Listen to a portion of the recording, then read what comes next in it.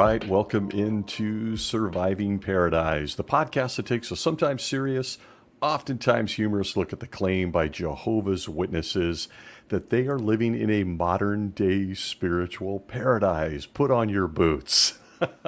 I'm your host, Stacy Bauman, former elder ministerial servant, most importantly, a little guy raised as one of Jehovah's Witnesses throughout the 70s and 80s. And as I do, this whole paradise thing comes wrought with potholes. There can be a lot of emotions as people move in and out of this religion.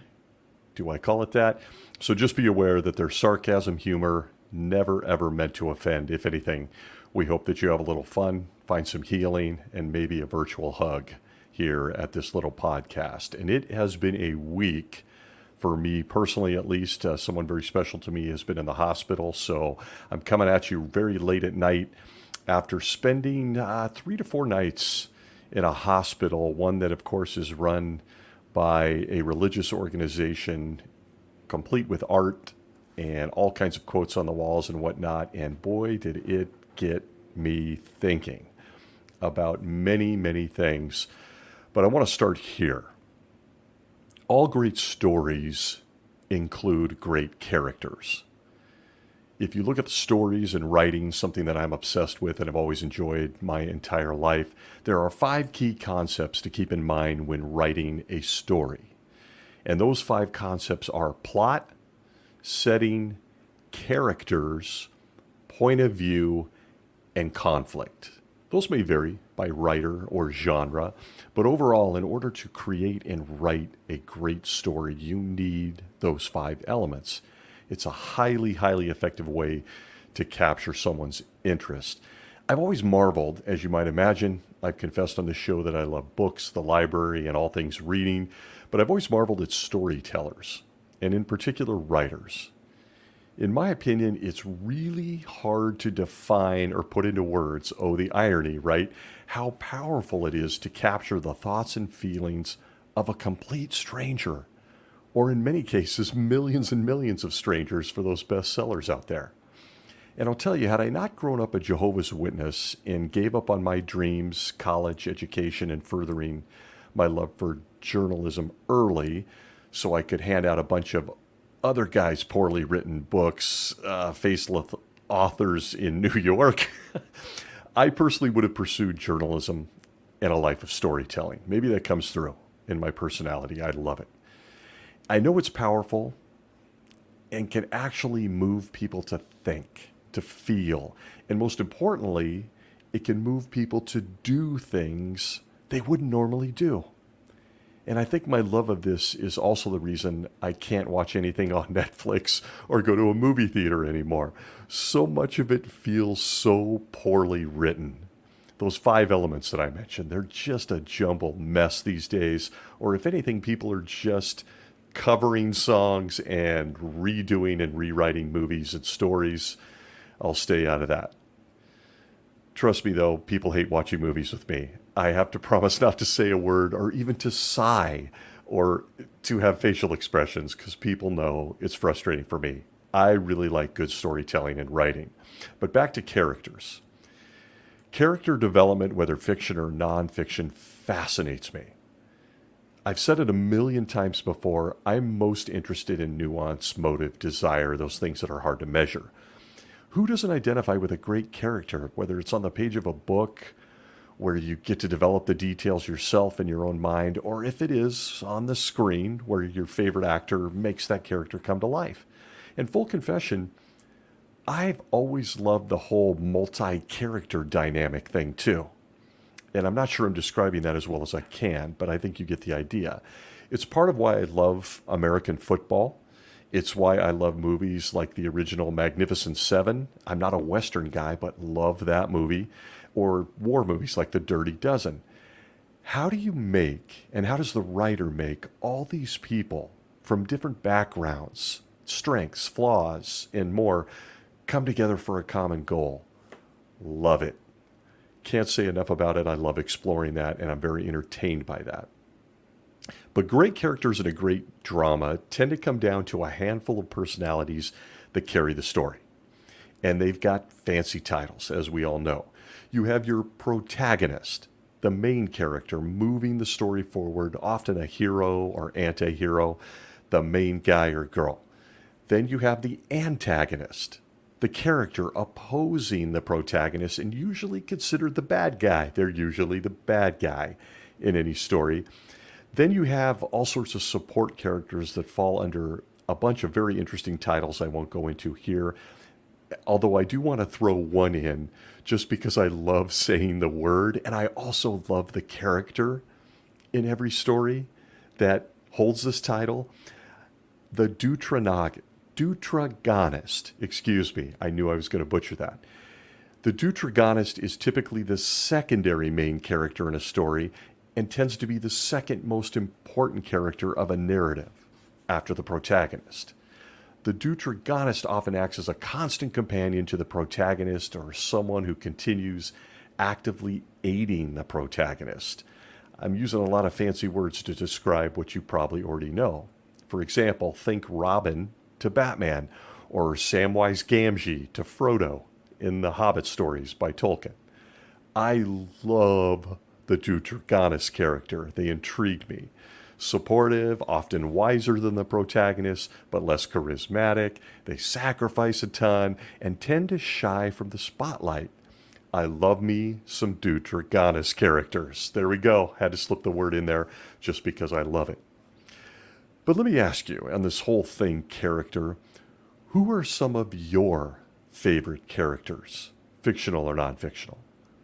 Listen, I could go on for hours, but as an example, I'm still not done with Michael Corleone of The Godfather. Absolutely love that character. There's a reason his character arc continues to fascinate me, especially for men. Won't go into it, too much time. And we don't have time for me to dig into endless theories on Michael, because there are a lot of them. Subject for another day. Hit me up if you want to talk about it. Send me a DM. I love me some Michael Corleone. I'm also available to discuss Anakin Skywalker and Darth Vader. I love the bad guys. I love characters. And while most Christian religions, including Jehovah's Witnesses, tend to focus on Jehovah and his son Jesus, I personally can't tear myself away from loving a good bad guy, the antagonist. And Jehovah's Witnesses in my journey made this extremely easy for me because, well, they're slightly obsessed with the bad guy. His name is Satan. In what is the most publicized book of all time, Satan takes a front and center role. He wears, I should say, many, many faces. Satan goes by different names, he has different titles, and he wears many faces.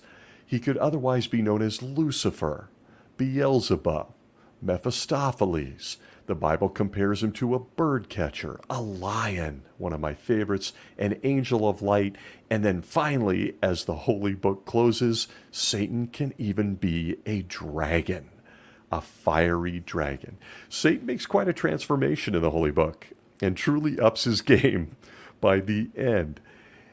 From a lowly snake to a full-blown dragon. Nice move. I see you, Satan. And if you hear the Game of Thrones theme faintly in the distance, so do I. It's an interesting transformation, this character of Satan, the antagonist. Satan is a character who at one time I believed was real and likely living under my bed at night, really grabbed my attention. And he did it from the word go for as long as I can remember in my time as a Jehovah's Witness. And as I mentioned, they're obsessed with him. In my mind, it's almost a love story. We'll get into that. But in the Watchtower of 1990, November 1st, page 4, we are told this from the governing body, quote, "There is something else, a sinister force for evil that is manipulating human weaknesses. Just as people find it difficult to believe that man has inherited sin, they likewise find it hard to accept that there is a power superior to man that seeks to manipulate him. But the Bible says that such a power does exist. Enter the antagonist, Satan the devil. The word devil, meaning slanderer, occurs 33 times in the Bible, and Satan, meaning resistor, 52 times. Most of these references have to do with the same wicked spirit person. End quote. And there you have it. Quite an entrance by the bad guy, the ultimate bad guy if you're a Jehovah's Witness. Satan made his debut in my life as a character in such unique fashion. And I really, as I sat in that hospital looking at all the religious paraphernalia and art that surrounded me, including some mentions of Satan, the bad guy, I really tried to go back into my mind and through my own timeline to think about when I first was exposed to Satan and how he captured my interest. And look, it wasn't all that hard to do. For one, you've got a lot of time on your hands when you're caring for a loved one. For two, Satan's entrance is quite an entrance. He shows up, at least in my life, in a garden as a talking snake. What an entrance indeed.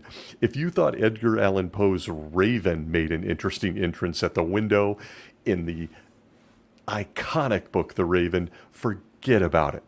We've got the world's most beautiful naked woman and a talking snake. Boom. They have entered the storyline, and what an entrance Satan makes. And I always appreciated this move by Jehovah when considering the character of Satan the devil. When you want to introduce us to a strong, unforgettable character, you need that big entrance. You need some theme music. In this case, we got ourselves a talking snake. Well written. My apologies on this whole thing. It's important to note exactly how the character of Satan enters the world of Jehovah's Witnesses.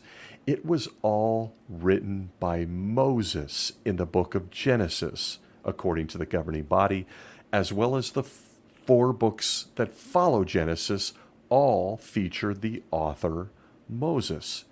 And listen, because you know how my brain works at this point, if you've just been on this show for a while, Moses was no ordinary author in developing the character of Satan or recording whatever it was he was told to record. In fact, not only does Moses introduce us to the antagonist Satan in Genesis, but Moses was even able to write about his own death. At Deuteronomy 34, 5 through 8, including where he was buried. You don't see that every day from an author. The holy book, the Bible. This undoubtedly destroyed the self-esteem, I should say, of every author that follows Moses. I mean, how do you match that feat? Writing about your own death and give us a general idea of where you're buried. It all seems kind of odd if you're someone who trusts in the Bible, but it's there. Moses, the writer of the first 5 books of the Bible, actually wrote about his own death. But most importantly, to stay on track, as you know I struggle with that at times, he gave us the entrance by the antagonist, Satan the devil, in the book of Genesis. And from the beginning, and for those of us born into Jehovah's Witnesses, we know who the bad guy is. We almost learn about Satan the same time we learn about Jehovah. I would arguably say at times we learn about Satan before we even learn about Jesus in some cases. And even as a tiny little person, you start staring up at the ceiling at night, afraid that Satan might be under your bed, and you start developing questions. It starts with that entrance. Remember, while I'm being sarcastic because I'm in a mood and working on about 2 hours of sleep, and I've been in a religious hospital, which always brings out the best in me, we're talking about the world's worst bad guy. And as a kid, or even as a Bible study with Jehovah's Witnesses, that's where we focus on the witnesses, Satan entrance leads to just a ton of questions. Where did Satan come from? Why did Jehovah make Satan? Does Satan have horns and a pitchfork? Why did the snake let him in? Had Satan never seen a gorilla? A talking gorilla would have been fun. Yes, these were questions I had in my head as a kid. How long did it take him to slither into a spot in the garden where Eve would actually see him? Last time I checked, snakes move pretty slow. They tend to avoid people. What happened to the snake when Satan left? Did he become a pair of expensive boots? Oh, yeah. All questions this little guy had as he tried to convince himself that Satan wasn't actually under my bed, trying to terrify me at night. But this, undeniably, and has to be said, is the entrance into the psyche and the world of Jehovah's Witnesses when it comes to Satan the devil. And how about one more detail from the faithful and discreet slave regarding the character of Satan, with a little help from the character of Adam? From the May 2018 issue of the Watchtower on page 22, we learn this not-so-subtle point about the world's worst bad guy. Quote, Adam no doubt knew that serpents cannot talk, so he may have surmised that a spirit creature had spoken with Eve through the serpent. Adam and Eve knew virtually nothing about this spirit. End quote. Did he now?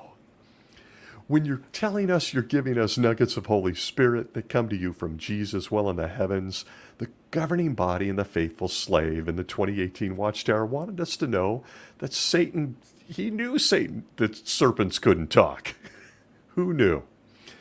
To think at 10 years old I had more experience on planet Earth and more common sense than the planet's first man, and we had arrived at the same conclusion, confirmed here by the governing body. I wonder if Adam figured this out when he named snakes snakes and asked them if they liked the name. As for landing on the conclusion it was a spirit creature, how again, governing body? Did he know about angels at this point? He only had spent his life hearing a booming voice from heaven that sounded like Charlton Heston, giving him direction on what to do in this little garden. But when you're developing bad guys, you have to make some assumptions. For example, it must have been a spirit creature in the snake, thought Adam. Whoever wrote this never considered that Adam had no clue what a spirit creature even was. Doesn't matter. It didn't stop them from listening to a talking snake, as the story goes, despite Adam having observed and named snakes. When one started talking to his wife, we blow it off and eat a few more grapes. All in the name of character development, right? Okay. Working on 2 hours sleep. But while it's all hilarious and a lot of fun to look back on, it takes a somewhat different tone as you age. And you realize the only thing under your bed are those socks you toss there, and the smell they're giving off is more rancid than Satan anyway. Satan as an antagonist and the bad guy character in everything that is our lives takes on a whole new persona when you're older. And you guessed it, Jehovah's Witnesses, led by the faithful and discreet slave, have leveraged mankind's biggest antagonist to their benefit. This seems like an important point to say this, a disclaimer, if you will.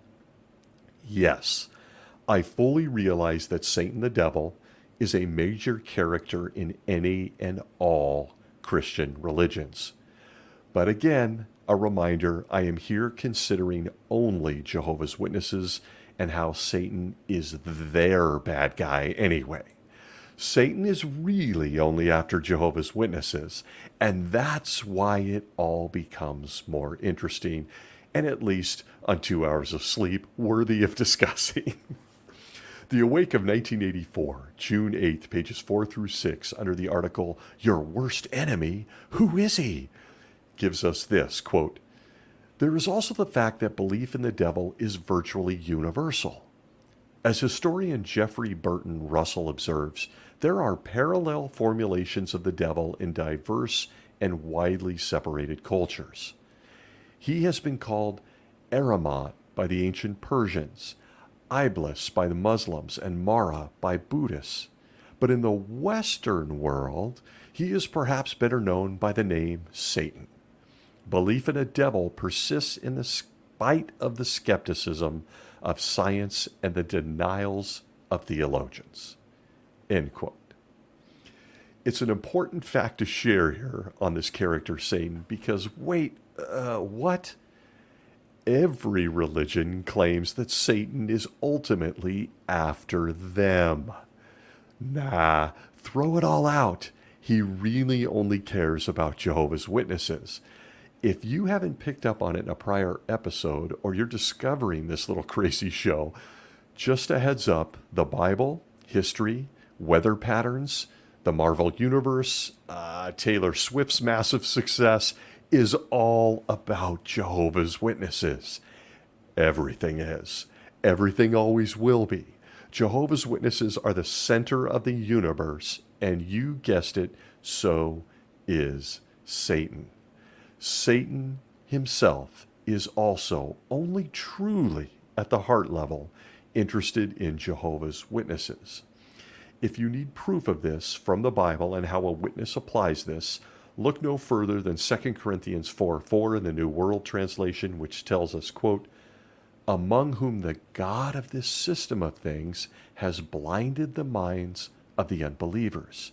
And so it begins. Satan is the God of this system of things. At 1 John chapter 5 and verse 19, the New World Translation tells us, quote, we know that we originate with God, but the whole world is lying in the power of the wicked one. End quote. We've established the bad guy, the antagonist. He is Satan the devil. We've established that, at least from my perspective and those that may listen to this show, Satan's really only after Jehovah's Witnesses, after making a grand entrance in the garden as a talking snake to a naked woman and then her naked husband. But isn't it interesting that in the Bible, and by application and extension of the governing body, Satan is a god. But not any god. He is currently running the world and beyond, and we are all under his power. Now listen, it's been covered here before, so I'll try to stay on topic. But see one of my favorite episodes of this little show entitled Jehovah Can't Handle a Bully for all things universal sovereignty, because I know that it's likely popping up in the minds of anyone listening, a phrase all Jehovah's Witnesses will know well. But with that said, the fact that Satan, the most evil creature in the universe, got a helping hand from Jesus, who moved him into our house, should raise a lot of questions. If it doesn't, it should. Who wouldn't move the most evil antagonist and bad guy in the history of the entire universe and stream of time into his kid's bedroom? Who wouldn't do that, right? Because we are told in the Bible that's how Satan got here, and he is now the god of this system of things. But skipping all that, let's learn about our new roommate who's lived with us since 1914, according to Jehovah's Witnesses. Aside from making it all sound like an episode of Game of Thrones, why should we have any interest in Satan?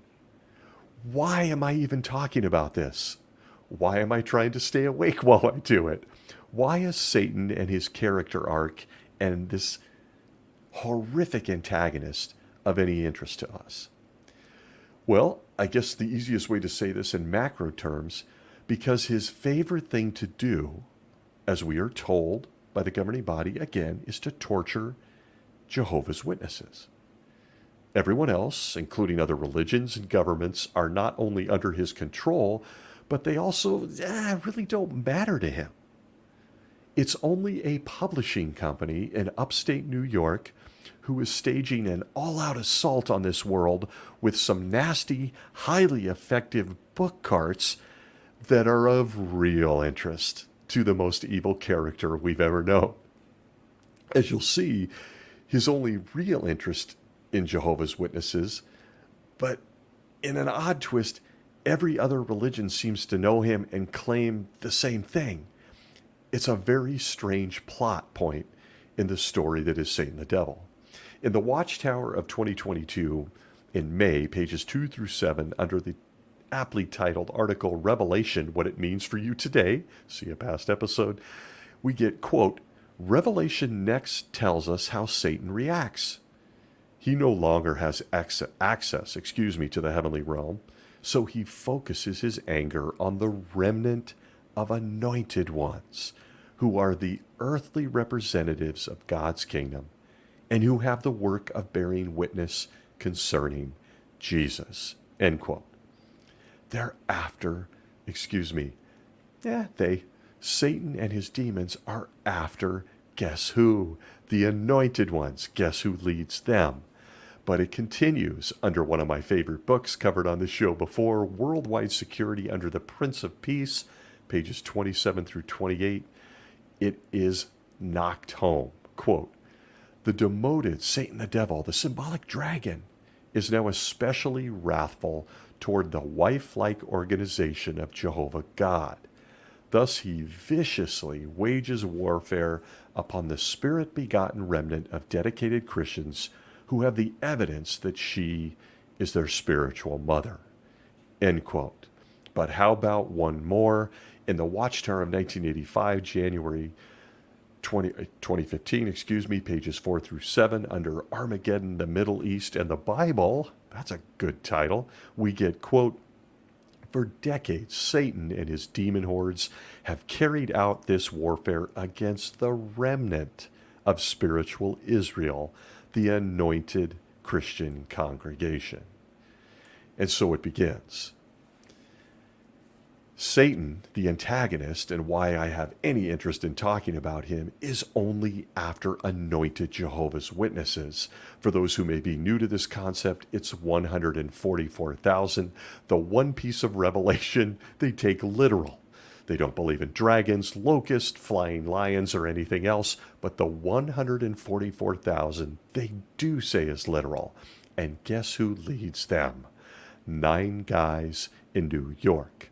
The most vicious antagonist and bad guy in all of human history is after the governing body of Jehovah's Witnesses. As for the rest of us, well, we might support them. We might be one of those people hoping to live in paradise. So, he takes things out on us at times too, according to what we're taught. But just a reminder, none of us are as important as those 9 guys in upstate New York. This has only been emphasized more and more and more now that new light has once again arrived, and we've been told that the faithful and discreet slave, at one time all anointed people, making up that 144,000, here mentioned in this particular reference in past literature, nope, that has changed. New light just several years ago, meaning that really it's just the governing body, the 9 guys in New York. But once again, if you're keeping track at home, it's Satan and his demons versus Stephen Lett and the governing body in an all-time death match. And look, if you're a Jehovah's Witness getting ready for the meeting tonight or field service and you're tying that tie or making sure that that slit in your skirt is just short enough, there's no reason to worry. You've been assured that this is a fair fight in these never-ending last days. But look, the reason I turn on this microphone to discuss Satan, the bad guy, the question is worth asking. Is it? Is it really a fair fight? Why is Satan of any interest to any of us? Sure, he's the antagonist. He's a bad guy. He showed up as a snake. Jesus kicked him down to our bedroom where he could live with us, and now he's after 9 guys in upstate New York. But here's where it takes a twist. My mind, and in my time as a witness, I could never justify. It's almost as if, when you sit back and really look at it, that, well, I don't know any other way to say it, Jehovah and his son Jesus seem to be helping him out. They seem to be helping Satan a lot in a war that's said to be the most important war in all of human history. Scratch that, in all of any history, because the angels in the heavens are involved. See Universal Sovereignty, past episode. Why do I say this? Let's take a look. From the Keep Yourselves in God's Love book, page 183, we are told this, quote, Satan has not changed. His basic tenet remains the same: corrupt the mind, and sinful actions will follow. Satan has this system's politics, religion, commerce, and entertainment set up to spread his propaganda. End quote. That's right. In his fight against God's people in the never-ending last days, Satan has everything at his disposal. Everything. Sort of like he did at Noah's day. Sort of like he did in Job's day. Oh, also sort of like he did when he had Jesus killed. And well, this podcast host couldn't help but wonder if this was a fair fight at all.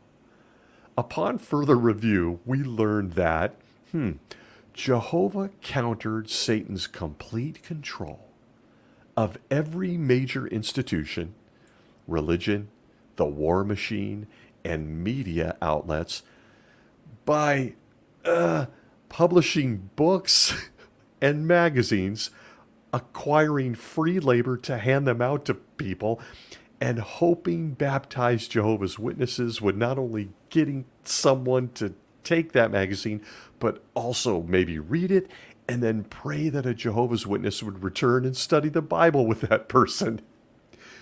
And we all know, gotta say it here, that Jehovah's Witnesses always make a return visit with a placement, right? You gave a magazine at the door, you're sure to be back in 7 days, right?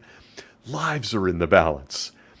And while Satan had everything at his disposal, from the war machine to governments to the religions to media and entertainment, probably the most powerful of all of those, Jehovah decided the best way to combat that was to have a publishing company and hand out a few magazines. Book cards have a lot of power. In recent articles to young Jehovah's Witnesses, we learned that as soon as social media hit the scene, Jesus gave Satan control of that too. What luck. Everything with any power, any impact, and any influence is in the hands of the antagonist, the bad guy. Right from the pages of the Bible, and certainly backed by millions and millions of pages of literature and videos, Jehovah thought the fight was fair. He kicked Satan down to the kids' room where he hangs out with us, and he's got complete power. Jehovah counters it with book cards. So I have to say and agree that the dear governing body, that in fact Satan is cunning.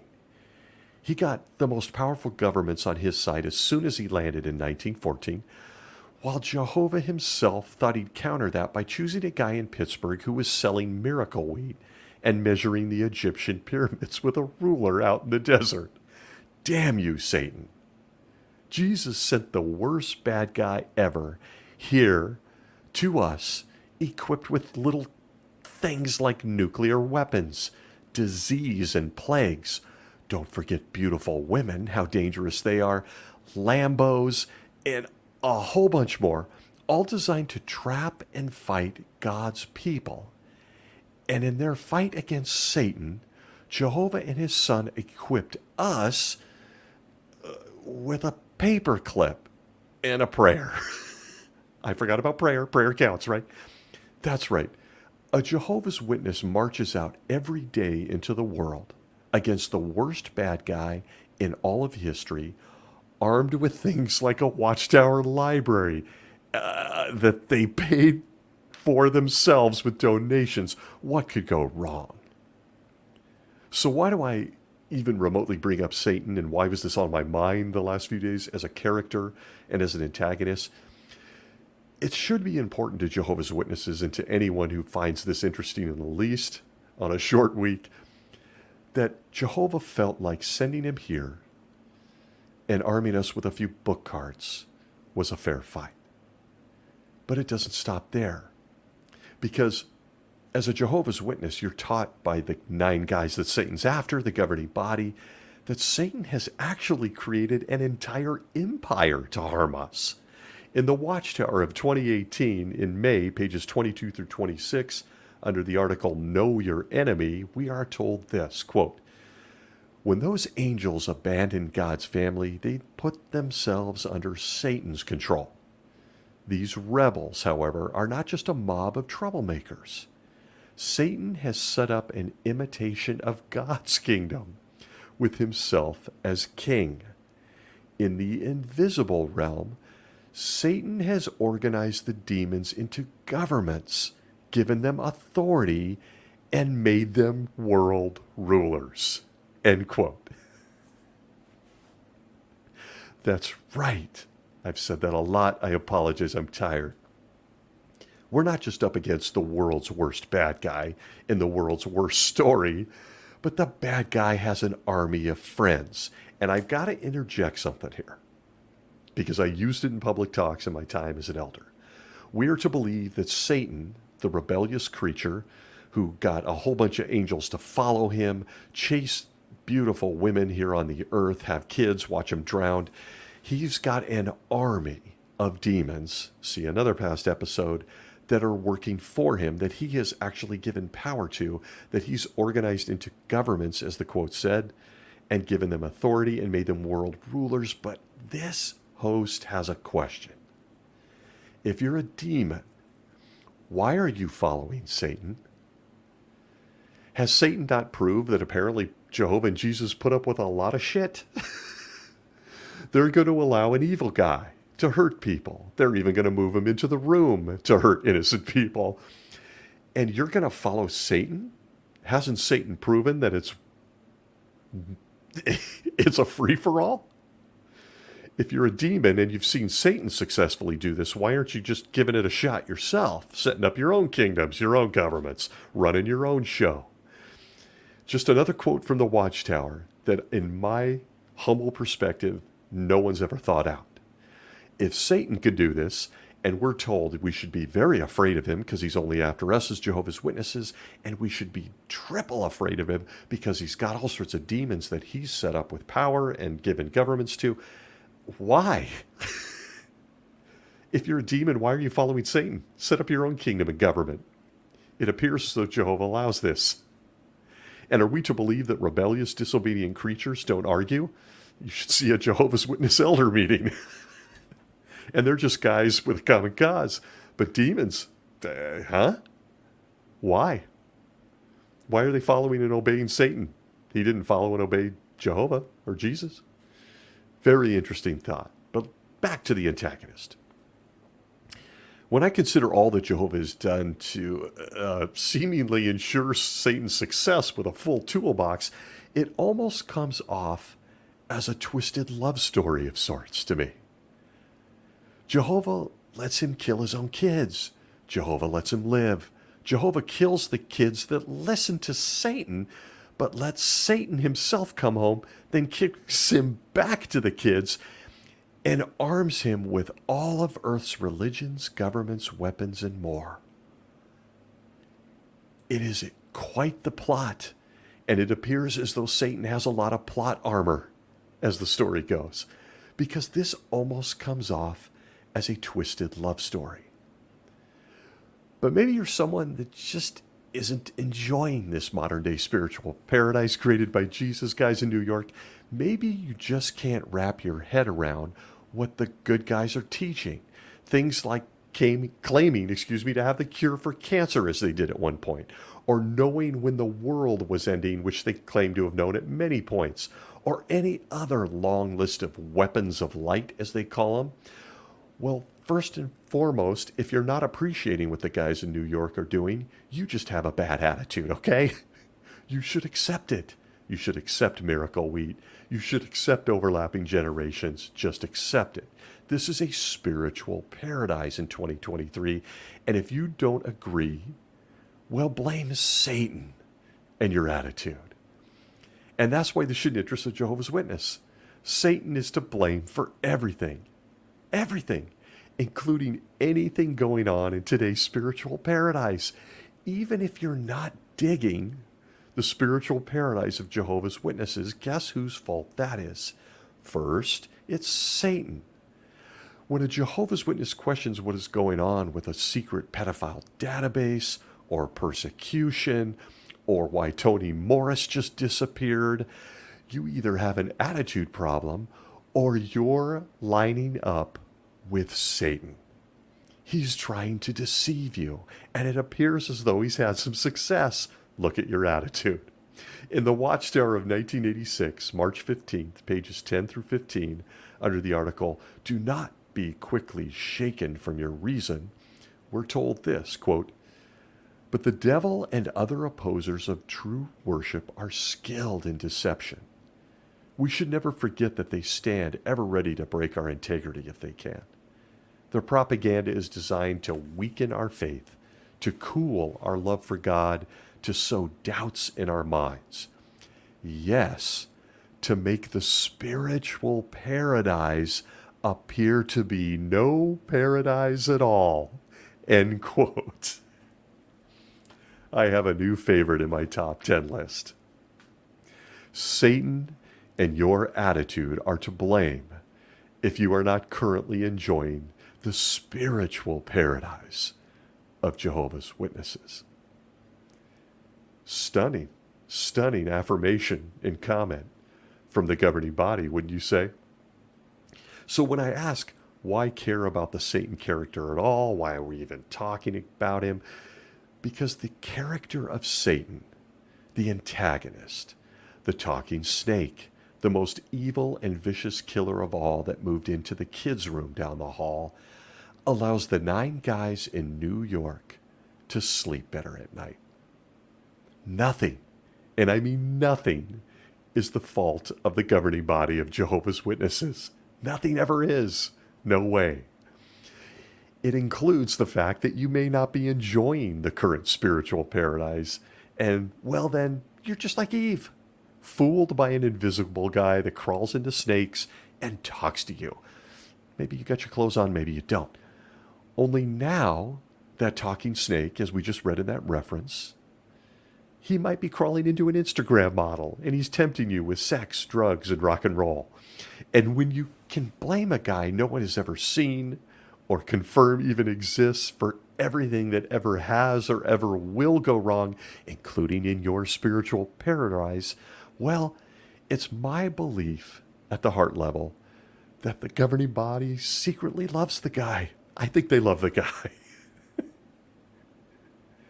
It's not a surprise. Bad guys are hard to resist. Bad guys are hard to resist. I like bad guys. They themselves, they have themselves, I should say, a fall guy for everything that will ever go wrong. Because, after all, Satan hates them most of all. He hates the 9 guys in upstate New York more than anybody. And in promoting all things Satan to Jehovah's Witnesses, anything and everything you do that may not agree with those 9 guys you'll never probably know in life just means that you've been overcome by an invisible spirit that thought it was more effective to inhabit a snake than, I don't know, to just speak to Eve the way Jehovah had been speaking to her, from the clouds with a deep, booming voice. Let's crawl into a snake. The governing body has a love affair with Satan. He provides the yin to their yang, the cause to the effect. It's incredibly powerful when you think about it. And yes, I recognize this is present in every Christian religion. But again, this show focuses on Jehovah's Witnesses, the religion that claims to be the only true one on earth, the only one with a special phone and dialogue with Jehovah. It's a fascinating relationship. I had a lot of time to think about it staring at ceilings the last 3 nights in the dark. How about some quick examples? Thinking for yourself with the brain, I should say, that God gave you? No, that's a no-no. Thinking with your own thoughts and your brain, as one quick example, well, if you're doing that, you might be influenced by Satan. It's Satan's fault. In the Watchtower of 83, January 15th, pages 18 through 22, under the very aptly titled series, Exposing the Devil's Subtle Designs, we are told this, quote, Independent thinking is the subheading. So again, this is an example that everything's Satan's fault. Under the subheading Avoid Independent Thinking, we are told this, quote, from the very outset of his rebellion, Satan called into question God's way of doing things. He promoted independent thinking. How is such independent thinking manifested? A common way is by questioning the counsel that is provided by God's visible organization. This fact cannot be overemphasized. We are in a war with superhuman foes, and we constantly need to be aware of this. Satan and his demons are real, and they are not mere figments of the imagination. They are the world rulers of this darkness, and we have a spiritual fight against them. End quote. Independent thinking. It's one of many examples that the governing body points to as coming from the antagonist, the bad guy, Satan. He's not a figment of your imagination. He wants you to think for yourself. And the 9 guys in upstate New York clearly do not want you to think for yourself. Do not ask questions about overlapping generations, why blood was okay until the 50s, why shunning shows up in the 50s. Don't ask any of those things in Spiritual Paradise. You are obviously being influenced by Satan, the world ruler of this darkness. And if you are thinking this way as a witness, you now need to be shunned. We're going to put a meeting together and we're going to decide if you have strayed way too far into the world of independent thinking. And if you think just a shunning or having a few questions comes from the governing body, think again in this Spiritual Paradise. That comes from Satan too. Did you know that? Disfellowshipping, instituted among Jehovah's Witnesses in the late 40s, early 50s, well, that came from Satan as well. It was because of him that they had to do it.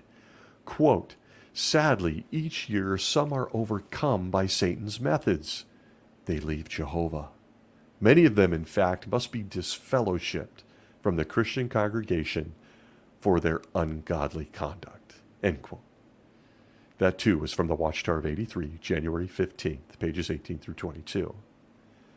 The list of things that can now be blamed on Satan if you're a Jehovah's Witness is long. Every tragedy that befalls a witness ultimately goes back to Satan. Time doesn't even permit me to go into things like persecution and the lives lost. We've covered it before. See a past episode. But it could be medicine. It could be entertainment. It could be being a teenager, puberty, anything that is negative, including stupid things that they call new light. It's all the fault of the antagonist, the bad guy, Satan the devil. But I have to tell you, the most interesting thing to me about the character of Satan is his nihilistic approach to everything he does. I mean, think about it. Just take a minute and pause when you think about Satan, and if you're a witness or someone that's recently left, think about the character of Satan. I mean, who signs up to get their ass kicked? Who? Satan was around before space and time, just hanging out with Jehovah. Who knows what he was doing? I don't know what they were doing. He's hanging out with Jesus Christ. He sees everything created, including light, the planet, beautiful naked girls, the earth, everything. And he knows. He's a perfect spirit creature. He knows that he has zero chance of ever defeating Jehovah in anything. It's not just checkers, it's everything. He's playing checkers, Jehovah's playing chess. But Satan, and without any explanation from the 9 guys in New York or any other Christian religion, he signs up to get his ass kicked anyway. It's fascinating on so many levels. And I'm not going to here go into free will or universal sovereignty again, past episodes. But the true story, I started out talking about characters and story. The story truly begins and ends there. It ends there. Satan, without any explanation, in what is the most publicized book in all of human history, decides to sign up for destruction. And if that wasn't enough, he actually doubles down on the decision. He doubles down on it. History's most spectacular sin, according to Christians and act, is the murder of Jesus Christ. And as if he didn't learn anything from entering snakes or watching the Noah fiasco or Job or anything else, he goes back to an oldie but a goodie to commit what was, by all intents and purposes, suicide. At Luke chapter 22, verses 2 through 4 in the New World Translation, the character of Satan makes a very puzzling decision. Quote, "And the chief priests and the scribes were looking for an effective way to get rid of him, because they were afraid of the people," this being Jesus. They wanted to kill him. Back to the quote, the Bible verse, Luke 22. "And then Satan entered into Judas, the one called Iscariot, who was numbered among the 12, and he went off and talked with the chief priests and temple captains about how to betray him," that being Jesus, "to them." End quote. I mean, if it ain't broke, don't fix it, right? This particular move in Luke 22, when it came to the character of Satan, has always intrigued me in so many ways. First, was this sort of a Men in Black move, if you've seen the movie, where Judas was just a meat sack and Satan crawled in, kind of like he did with the snake, and then he's got some extended period of time in Judas because he goes off and speaks to the chief priests about how to kill Jesus? Or is it something else? Is there a reason at this point Satan didn't enter Judas a long time ago and just hang out with Jesus as an intimate apostle the entire time? Why did he wait till the end there to do this? The timing seems odd. Did Satan forget about that prophecy at Genesis 3:15 where there's going to be bruising in heels and bruising in heads? He's going to get killed and destroyed for all this. So many questions regarding this character of Satan, but he doubled down on not only a good ass-kicking, but being completely destroyed by touching the eye of Jehovah and playing a role in this entire triggering event. But listen, throw it all out. Here is the most bizarre part of this entire part of this, according to the governing body and Jehovah's Witnesses. Satan had to have known that the death and the resurrection of Jesus would mean the end of himself. He'd already been told in Genesis when he was a snake. But don't let that stop you when you're the bad guy in this story. Guaranteeing your own permanent destruction is always part of the plan, right? It's part of the plan. And what a moment in the stream of time. By entering Judas, Jesus being brutally killed and then returning to heaven after a few days, you guessed it, the world was saved because that singular Judas makeover event allowed Jesus to choose a really cool publishing company in New York in 1919.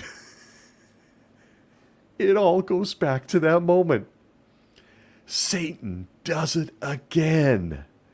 What a bad guy. In a circle jerk you can't wrap your mind around, including millenniums of time, to create a better or more rock-solid plan, Satan decides to crawl inside Judas, as the scripture tells us he entered him, and boom, Jehovah's Witnesses are born. Without that stellar strategy by Satan, there's no watchtowers, there's no awakes, there's no Caleb and Sophia, there's no opportunities for you to donate your money, but more importantly, there's no governing body to create a spiritual paradise in the never-ending last days of the system of things, and therefore there's no hope at all. Satan, the character, the antagonist, the bad guy, in a move we cannot explain, decides to design his own suicide. By the way, shout out to the Deuteragonist, Judas Iscariot, for donating his body to this project. Am I alone? The weird things that I've thought about over decades and came back to me sitting in a hospital room the last 4 nights. What a weird bad guy move. Maybe the weirdest bad guy move of all time. You're the god of this system. You control all the governments. You control all religions. You've got hordes of demons that we're told you've set up in governments, don't know why they obey you. And you even control things like TikTok. But you've signed your death warrant in the 1st century. You made sure you did this quickly in the stream of time. Weird stuff. It's one of those events we rarely talk about. We talk a lot about Satan. I covered it in a very dazed mind right now, desperately in need of sleep. I'm sharing thoughts on everything the governing body has had to say about Satan over the years, the decades, that he's to blame for everything. They can use him to fall back on anything that goes wrong. Even if you don't like spiritual paradise, it's Satan's fault. Never mind that he didn't create it, they did. Doesn't matter. But in the weirdest mood of all, and one that I found most people haven't thought about, Satan pulls the old trick out of the hat he did with the snake. He enters Judas, and he signs his death warrant. And by doing that, Jesus saves mankind. He goes back to heaven. And most importantly, if you're a Jehovah's Witness, he starts and establishes a publishing company that he calls his own in 1919. Thank you, governing body, in one of the weirdest twists in any story anyone could ever come up with. Okay. How about a few more random thoughts on Satan? And as I've already admitted multiple times, haven't had much sleep. But they came to me in the dark of that hospital room. How about more random thoughts? Here's a few. According to Jehovah's Witnesses, Satan is so important that apparently Jehovah felt the need to entertain his challenge. It just never gets old, and it's one of my favorite subjects. So threatening was Satan's question regarding his sovereignty that Jesus was allowed to die, but only for 3 days. So it was more like a nap when you think about it, which any really good bad guy would immediately question as to whether Jehovah actually allowed him to carry out his challenge. Have you ever thought about it? Have you ever thought about it? Universal sovereignty is a big one in this character of Satan. He issues a challenge. Jehovah says, sure, give it your best shot. And then he fixes everything within hours. Was it ever really a shot at all? Does it really explain human suffering? Or, I don't know, did Jehovah kind of rig the game? How about another on Satan? In Satan's attempts to test Jesus by offering him all the kingdoms of the world, did he ever consider Jesus had created him personally, and all of this was just some cosmic sibling rivalry thing after all? And much like letting your little brother beat you in a wrestling match, was this really a challenge, or did you just kind of let him do his thing for a while? Get the W. Has Satan even figured out that Satan is just letting him win? Or, excuse me, butchered that thought. Has Satan figured out that Jesus is just kind of letting him win right now? In a never-ending last day of the last day of the last days? How about another? And this one I think actually has some meat on the bones. Imagine if Jehovah treated Satan the way the current governing body of Jehovah's Witnesses treats apostates. I always thought it was weird that if an apostate today questions the governing body, they're gone. They're dead meat. They're disfellowshipped, tossed from the organization, never to be seen or heard from again unless they beg. But when Satan did the exact same thing and questioned Jehovah, becoming the original apostate, Jehovah still spoke to him. He even let him come home and hang out at his house in heaven. And that apostate is still on the loose doing whatever he wants. But give this some thought. What would the world actually look like if Jehovah had treated Satan, the original apostate, the same way the modern-day governing body treats current apostates? Would we even be in this mess? Isn't it weird? Isn't it ironic? The governing body launches apostates. Jehovah actually plays games with one. And we're all still here feeling it. Really, really weird plot twist in this thing called life. I'm on vapors. You probably sensed it. Wasn't very fluent tonight in my thoughts. Rambled, trying to get some food for thought out in a week where I thought I may not be able to. But I put a lot of thought into this whole Satan thing over the years, and I'll probably remember 10 more things I thought about as soon as I flip this mic off. Most people are afraid of the bad guy character in any story. They're terrified of him. He's the bad guy. He's evil. Are you scared yet? How can any mortal man think that they can fight against an all-powerful, fully equipped Satan the devil?